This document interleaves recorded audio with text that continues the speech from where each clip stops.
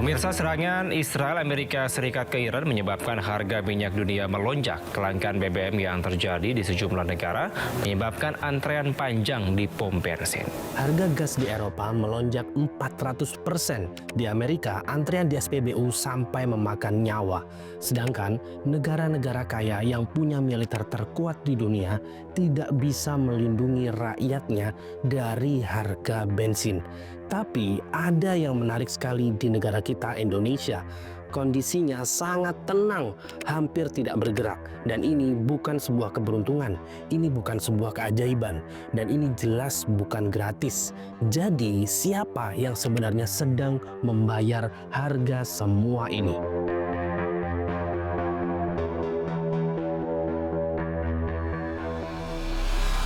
Oke, selamat datang kembali di channel YouTube Maharu. Di video kali ini kita akan bahas topik yang lagi hangat banget di sekitar kita saat ini. Kalian sadar nggak sih kalau dunia di luar sana itu lagi pusing tujuh keliling? Beneran. Dan ini bukan sebuah drama. Harga energi itu lagi gila-gilaan. Dan kalau kalian buka berita, isinya harga minyak mentah dilaporkan bisa tembus di atas $110 AS per barel. Bahkan nyaris $113. Di Eropa, tagihan gas buat pemanas rumah saja itu bisa meroket lebih dari 50%. Di banyak negara, pemandangan antrean mobil dan motor di pom bensin itu udah jadi hal yang biasa banget. Ekonomi global saat ini itu benar-benar sedang bergetar hebat kayak kena gempa.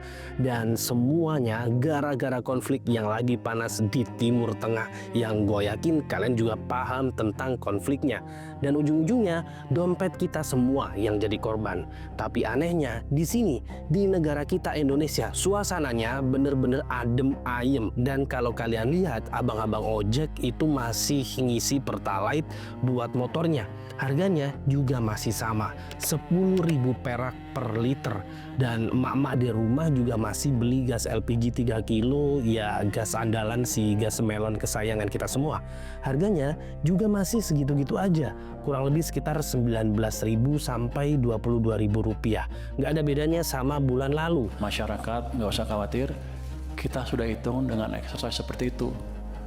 Kalau kepepet masih ada yang lain, kalau kepepet masih ada. Jadi pertanyaan kita berlapis-lapis. Sedangkan di sisi lain, asap dapur dari warteg langganan kalian juga masih tetap ngebul. Roda ekonomi para pedagang kecil juga masih terus muter. Aneh kan?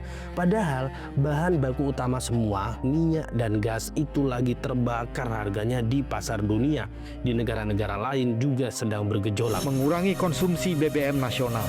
Sedangkan Mesir di utara benua Afrika menerapkan jam malam bagi sejumlah sektor bisnis. Mulai 28 Maret 2026, seluruh toko, restoran, pusat perbelanjaan, hingga kafe di Mesir wajib tutup pada pukul 9 malam. Aturan ini akan berlaku selama 1 bulan penuh. Gimana ceritanya di negara kita masih tenang-tenang aja?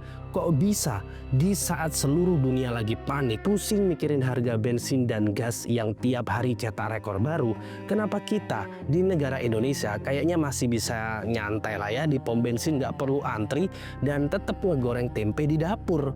Mungkin di sini kalian berpikir, wah kita beruntung banget nih tinggal di Indonesia. Atau jangan-jangan ada beberapa dari kalian yang punya pikiran sumber daya alam kita itu emang nggak ada matinya. Tapi tunggu dulu. Kenyataannya ini benar-benar jauh lebih rumit, jauh lebih beresiko, dan yang paling penting jauh lebih mahal dari yang kita semua bayangin. Ini bukan sulap, ini bukan sihir, apalagi sebuah keberuntungan.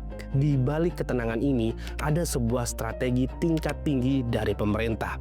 Gua udah riset dan kumpulin data-datanya. Sebuah pertaruhan raksasa yang melibatkan duit ratusan triliun rupiah. Sebuah kebijakan yang menjadi tameng buat kita semua. Tapi di baliknya ada sebuah tagihan super besar yang entah kapan harus kita bayar. Penasaran apa yang sebenarnya terjadi? Di video ini kita akan bedah sampai ke akar-akarnya.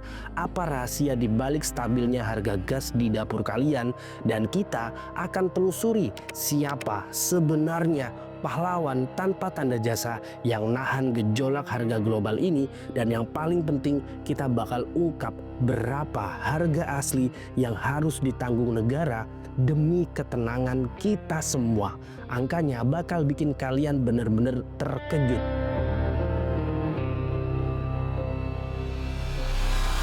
Sebelum kita ngebahas keajaiban di Indonesia, kita wajib paham dulu kenapa sih dunia itu lagi kalang kabut begini, lagi chaos kayak gini.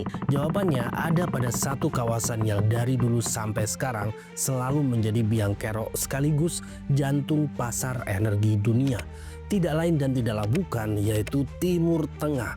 Konflik baru yang meletus di sana itu bukan cuma sekedar jadi berita utama di koran atau jadi bahan omongan di warung kopi. Dan ini adalah sebuah gempa magnitudo 9.0 buat pasar energi global. Coba kalian bayangin, ada jalur air sempit yang bernama Selat Hormuz. Nah, selat ini kelihatannya sepele, tapi sekitar 20% pasokan minyak dunia itu lewat situ setiap hari. Nah, sekarang bayangin jalur itu diancam mau ditutup. Rasanya itu kayak arteri utama jantung ekonomi dunia tiba-tiba disumbat pakai batu. Pasokannya juga langsung macet total di seluruh negara di dunia. Hukum ekonomi yang paling dasar pun langsung berlaku. Saat suatu barang jadi itu langka, harganya pasti meroket gila-gilaan. Dan dampaknya nggak pakai lama bray, langsung terasa ke semua negara. Harga minyak mentah Brent yang jadi patokan harga minyak dunia dilaporkan langsung melesat naik. Harganya bahkan sempat menyentuh level di atas $110 per barelnya. Dan itu mendekati $113. Angka ini bukan cuma bikin pusing para menteri keuangan di seluruh dunia dan semua negara, tapi sukses bikin mereka nggak bisa tidur nyenyak di waktu malam. Dan ini bukan cuma soal minyak, harga gas alam cair atau yang sering kita sebut dengan LNG ikut-ikutan terbang ke bulan, to the moon bray. Harga LNG di pasar spot Asia yang jadi acuan buat banyak negara termasuk kita, negara Indonesia, tercatat tembus rekor tertinggi dalam 3 tahun terakhir, mencapai 22,5 per juta British Thermal Unit atau MMBTU. Siapa yang terkena dampak paling mengerikan? Yaitu di Eropa. Negara-negara yang hidupnya sangat bergantung sama gas buat pemanas ruangan pas musim dingin dan juga buat industri mereka. Itu layaknya mereka nangis darah bray. Kenaikan harganya bisa sampai 50 sampai 60%. For a gallon of gas is higher than $4. This is the highest in nearly 4 years, higher than any point during the president's 2 terms. Di Inggris saja harga gas bahkan pernah naik 11,3% cuma dalam waktu 1 hari. Gila banget. Terus apa artinya semua angka-angka serem ini buat orang biasa yang kayak kita di luar sana? Dan ini bukan sekedar angka di layar monitor analisis pasar modal, Bray. Ini adalah kenyataan. Ini berarti tagihan listrik dan pemanas yang tiba-tiba membengkak di luar negeri sana, terutama di Eropa. Di Jerman itu bahkan banyak keluarga yang harus potong anggaran makan mereka cuma buat bisa ngangetin rumah. Dan ini juga berarti ongkos transportasi jadi lebih mahal. When it comes to procuring new oil supplies from different suppliers perhaps, apparently the Philippines government is talking to the US. Di Filipina dan Thailand, pemerintahannya sampai terpaksa naikin harga bahan bakar yang langsung bikin para sopir taksi, bus, dan ojek online di sana bener-bener menjerit. Efeknya itu seperti kartu domino yang berjatuhan, merobohkan seluruh sendi perekonomian. Dan saat ongkos transportasi naik, harga cabai, beras, dan semua bahan pangan di pasar juga ikut naik. Saat biaya energi buat pabrik juga meningkat, harga barang-barang elektronik, baju yang kita pakai, bahkan bungkus mie instan, semuanya ikut terkerek naik. Di negara-negara kayak Pakistan, Bangladesh, beberapa pabrik tekstil bahkan terpaksa berhenti produksi dan merumahkan ribuan karyawannya karena udah nggak sanggup lagi nanggung biaya energi yang harganya bener-bener nggak masuk akal. Dunia lagi menghadapi krisis energi yang sangat-sangat nyata. Setiap negara berjuang dengan caranya masing-masing. Ada yang nekat naikin suku bunga buat melawan inflasi. Ada yang pasrah membiarkan warganya merasakan langsung gejolak harga pasar. Dan ada juga yang harus menghadapi demo besar-besaran di jalanan karena biaya hidup semakin terjangkau. Setelah itu, di tengah badai global yang lagi ngamuk-ngamuknya ini, Indonesia seolah jadi sebuah pulau yang tenang di tengah lautan. Kalau kita dengar berita kekacauan di luar sana, kita lihat grafiknya di TV yang nunjukin harga-harga pas naik, tapi anehnya pas kita pergi ke warung beli gas ataupun ke SPBU ngisi bensin, semuanya terasa normal. Pertalite harganya tetap 10.000 per liter, harga gas melon tetap stabil. Kalau udah sampai sini, pertanyaannya jadi makin kuat dan makin mendesak. Kenapa? Kenapa dapur dan motor kita seolah-olah punya ilmu kebal dari krisis yang lagi melanda seisi planet bumi ini? Apa rahasia kita?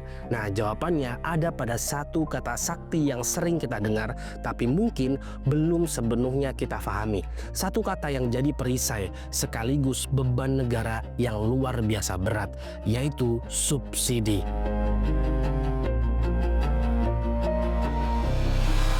Sekarang kita sampai ke pembahasan jantung dari seluruh topik perbincangan kita, udah. Kata kuncinya cuma satu, tapi dampaknya ke seluruh negeri, yaitu subsidi. Apa sebenarnya subsidi itu? Gini, biar gampang, bayangin kalian lagi nongkrong di kafe favorit kalian. Harga segelas es kopi susu gula aren itu harusnya 40.000 karena harga biji kopi lagi mahal-mahalnya saat itu. Tapi kasirnya bilang ke kalian, ya bayar 15.000 aja. Dan kalian itu pasti seneng banget kan kalau dapet diskonan sebanyak itu. Tapi gimana caranya si pemilik kafe bisa tetap untung? Nah, diem-diem di belakang kalian ada temen sultan, dalam hal ini adalah pemerintah, yang datang ke kasir itu dan bisikin, tenang, selisihnya yang 25.000 biar gua bayarin. Itulah konsep subsidi dalam bentuk yang paling sederhana. Pemerintah itu berdiri gagah berani di antara harga pasar global yang sedang menggila dan kehidupan kita sehari-hari. Lalu dengan lantang mereka juga berkata, tidak di sini, rakyat gua bayar harga yang sama, biar kami yang urus sisanya. Pemerintah bertindak layaknya perisai raksasa, menahan semua hantaman meteor harga global supaya nggak sampai ke kepala kita. Sekarang mari kita bedah lebih dalam cara kerja perisai tersebut. Dan ini super mahal untuk dua komoditas paling krusial dalam hidup kita, yaitu LPG buat di dapur dan BBM buat di jalanan. Rahasia di balik tabung gas melon LPG 3 kilo, setiap kali kalian ngangkat tabung gas hijau terang itu buat dipasang di kompor, sadari bray, bahwa kalian lagi megang sebuah produk yang harganya diintervensi besar-besaran sama negara. Gas LPG 3 kilo alias gas melon itu adalah barang bersubsidi penuh. Di baliknya itu ada sebuah mekanisme rumit. Pertama, kita harus tahu satu fakta pahit.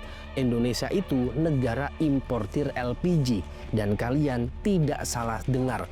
Produksi LPG dari sumur-sumur gas dalam negeri kita itu nggak cukup buat menuhin kebutuhan nasional yang masif. Sebagian besar, sekitar 77 hingga 80% dari kebutuhan kita harus didatangkan dari luar negeri. Nah, prinsipalmente dari Amerika Serikat dan Timur Tengah. Bayangin, dari 8 juta ton kebutuhan kita per tahun, produksi dalam negeri cuma sekitar 1,98 juta ton. Sisanya ya impor, bray. Harga LPG impor ini yang nggak ngikutin harga pasar, tapi mengacu pada patokan harga kontrak internasional yang namanya kontrak price Aramco atau CP Aramco, bray. Nah, ketika konflik global memanas dan harga energi dunia melonjak, harga CP Aramco ini juga ikut terbang ke angkasa. Artinya, biaya yang harus dikeluarin Pertamina buat beli dan ngedatengin LPG ke Indonesia jadi mahal banget. Inilah yang kita sebut dengan harga keekonomian atau harga pasar yang sebenarnya. Kalau nggak ada namanya subsidi, harga pasar inilah yang bakal tertera di warung-warung yang bisa jadi 2, 3, atau bahkan 4 kali lipat dari harga sekarang. Tapi pemerintah udah menetapkan harga eceran tertinggi atau disebut dengan HET, buat gas 3 kilo itu kisaran 19.000 sampai 22.000 per tabung di tingkat agen. Nah, disinilah sihir subsidi terjadi. Selisih raksasa antara harga keekonomian yang super mahal dan HET yang murah itulah yang ditanggung oleh negara lewat APBN. Duit puluhan triliun ini dibayarkan ke Pertamina sebagai dana kompensasi karena mereka disuruh jualan rugi demi rakyat Indonesia. Jadi, harga stabil yang kalian nikmati buat masak Indomie tengah malam adalah hasil duit dari bakar duit puluhan triliun rupiah dari kas negara. Bahkan, buat mastiin stabilitas ini merata, pemerintah itu sedang menyiapkan kebijakan baru. Rencananya bakal ada kebijakan LPG satu harga secara nasional. Tujuannya simple, biar harga di seluruh pelosok Indonesia bener-bener seragam dari Sabang sampai Merauke. Tapi ada syaratnya, kebijakan ini juga bakal dibarengi sama sistem distribusi yang lebih ketat, di mana pembelian diwajibkan pakai KTP. Tujuannya buat mastiin subsidi ini benar-benar nyampe ke tangan yang membutuhkan, bukan buat pengusaha laundry ataupun restoran gede-gede yang ada di luar sana. Nah, setelah itu ada sebuah keajaiban di pom bensin yang kita sebut dengan Pertalite dan solar. Ceritanya sama persis yang terjadi setiap kali kita ngisi bensin, terutama untuk dua jenis BBM keramat, Pertalite dan solar. Sama kayak LPG, bahan bakar mentah buat bikin bensin, yaitu minyak bumi, diperdagangkan di pasar global. Patokannya adalah harga minyak Brent yang seperti kita bahas tadi. Harganya lagi gila-gilaan, pernah tembus di atas 110 US dollar per barelnya. Nah, minyak mentah ini dibeli oleh Pertamina, diolah di kilang-kilang raksasa dan menjadi bensin layaknya Pertalite. Lalu didistribusikan ke ribuan SPBU di seluruh Indonesia. Dan kalian bisa hitung-hitungan kasar kan, kalau harga minyak mentah setinggi itu, ditambah lagi biaya pengolahan, biaya distribusi antar pulau, pajak PPN atau PBBKB, plus margin keuntungan buat badan usaha, harga keekonomian ataupun harga asli 1 liter Pertalite itu harusnya udah jauh banget di atas 10.000 yang kita lihat di dispenser SPBU atau di pom-pom bensin terdekat. Beberapa perhitungan bahkan menunjukkan bahwa harga aslinya bisa mencapai 12.000 atau bahkan 15.000 per liter, tergantung gejolak kurs dan harga minyak juga. Nah, di sini lagi-lagi pemerintah turun tangan jadi dewa penyelamat.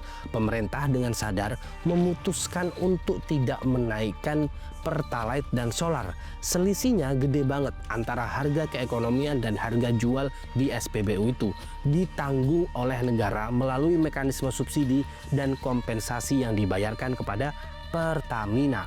Dan ini adalah sebuah pilihan yang cukup sadar, Bray, bahwa pemerintah kita itu tegas nyatain bahwa harga BBM bersubsidi nggak akan naik, setidaknya hingga beberapa waktu ke depan, seperti langkah buat menjaga daya beli masyarakat dan stabilitas ekonomi. Nah, pertanyaannya, kenapa pemerintah rela berdarah-darah melakukan ini semua? Ada beberapa alasan strategis yang kuat banget, Bray. Pertama, menjaga daya beli masyarakat. BBM dan LPG itu udah kayak nasi, kebutuhan pokok di kehidupan kita masing-masing. Kalau harganya naik, biaya hidup semua orang bakal langsung tertekan, terutama saudara-saudara kita yang berpenghasilan rendah. Kedua, mengendalikan inflasi. Kenaikan harga BBM itu punya efek berantai yang mengerikan. Salah satu bentuknya yaitu ongkos logistik jadi naik, yang otomatis bikin harga semua barang jadi naik. Dari cabai rawit, setelah itu buah, setelah itu sayur dan lain sebagainya, sampai sabun mandi di warung juga bakal naik. Dengan nahan harga BBM, pemerintah berusaha memutus rantai setan inflasi ini langsung dari sumbernya. Nah, ketiga, dan ini yang paling penting, yaitu menjaga stabilitas sosial dan politik. Sejarah itu udah ngebuktiin, Bray, kalau kenaikan harga BBM adalah isu yang super sensitif di Indonesia. Menjaganya tetap stabil adalah salah satu cara pemerintah menjaga ketenangan sosial dan menghindari gejolak massa. Jadi, ketenangan yang kita rasakan saat ngisi bensin ini bukanlah sebuah kebetulan. Ini adalah hasil dari sebuah kebijakan yang sengaja dibuat dan juga didanai dengan biaya yang super besar. sebuah benteng pertahanan ekonomi yang dibangun dengan uang kita semuanya. Tapi setiap benteng pasti ada ongkos perawatannya. Sekarang mari kita bicara tentang harga yang sebenarnya. Berapa sih yang harus kita bayar untuk keajaiban ini? Jawabannya benar-benar mengejutkan, Bray.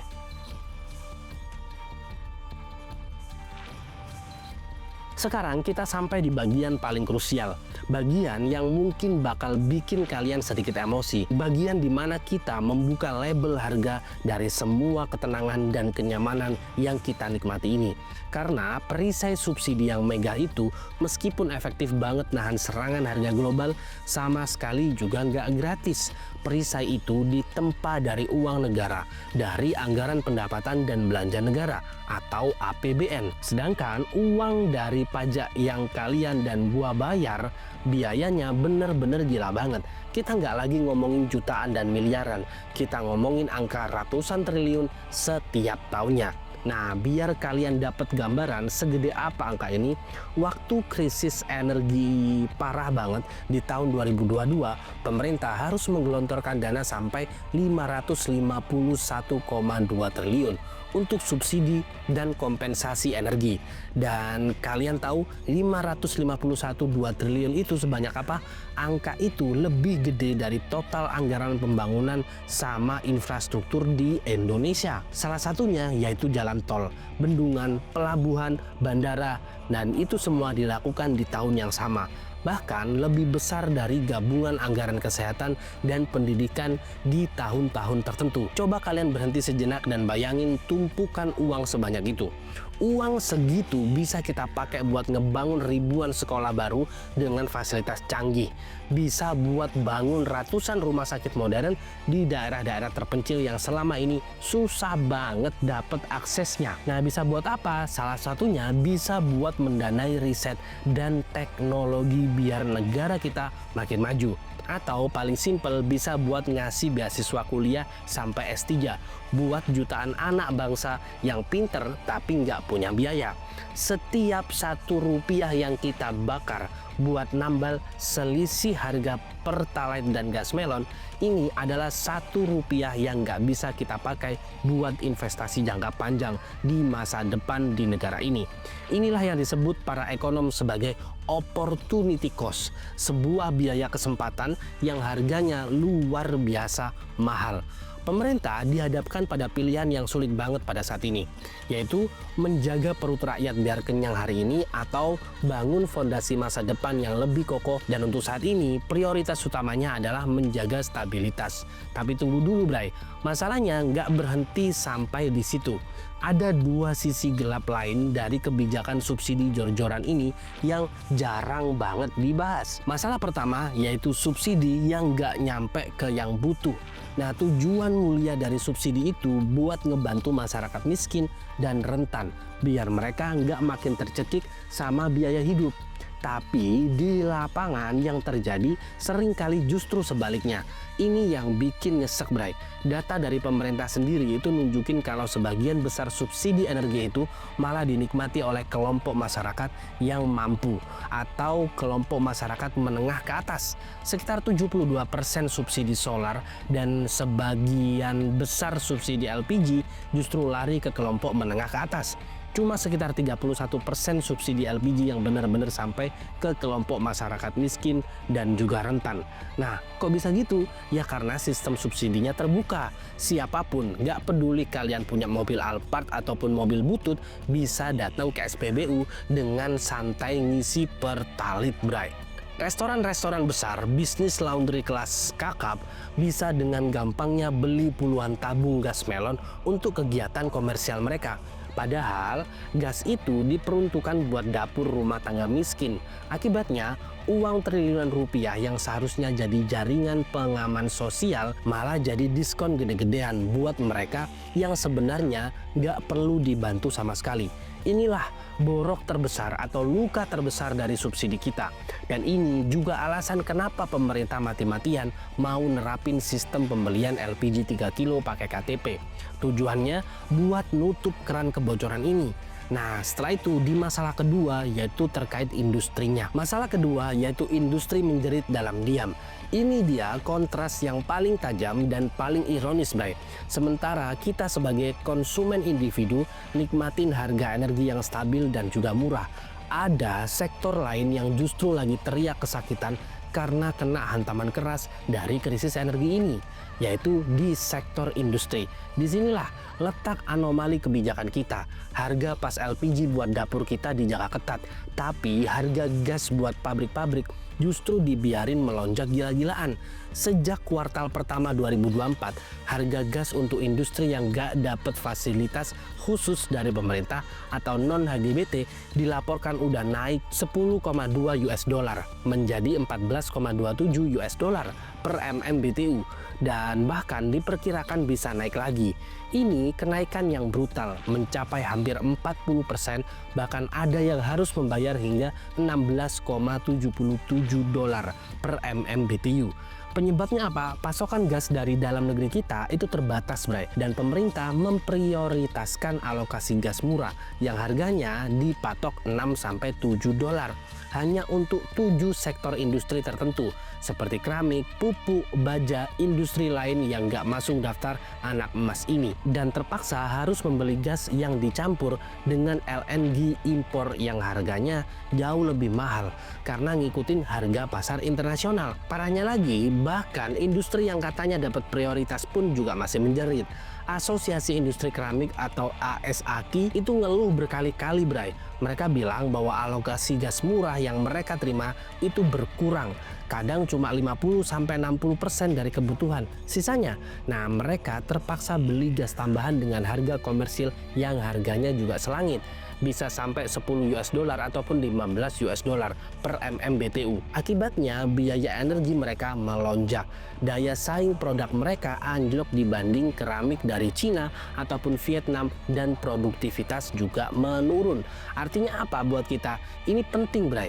Ketika biaya produksi sebuah pabrik meledak, mereka cuma punya beberapa pilihan dan semuanya nggak ada yang enak. Pilihan pertama, mereka bisa naikin harga jual produk mereka. Artinya, harga keramik buat rumah kalian, harga baju yang kalian beli, harga makanan kemasan, semuanya bisa ikutan naik.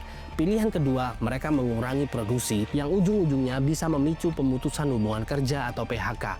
Dan ini adalah bom waktu ekonomi yang lagi berdetak kencang di balik layar, di balik stabilitas harga di level konsumen kayak kita. Jadi biaya sebenarnya dari harga gas dan bensin kita yang murah itu ada 3 lapis yang menyakitkan.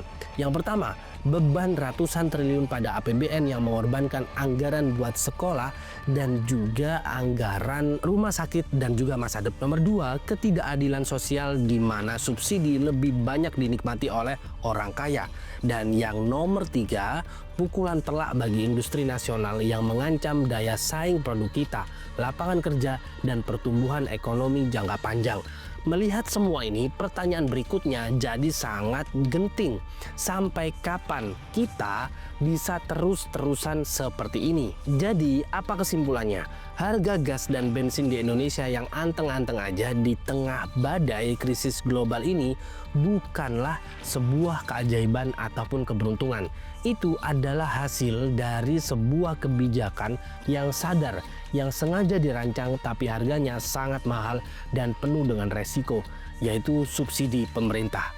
Terima kasih udah nonton video ini mulai dari awal hingga akhir. Sampai jumpa di video selanjutnya. Maharu pamit undur diri.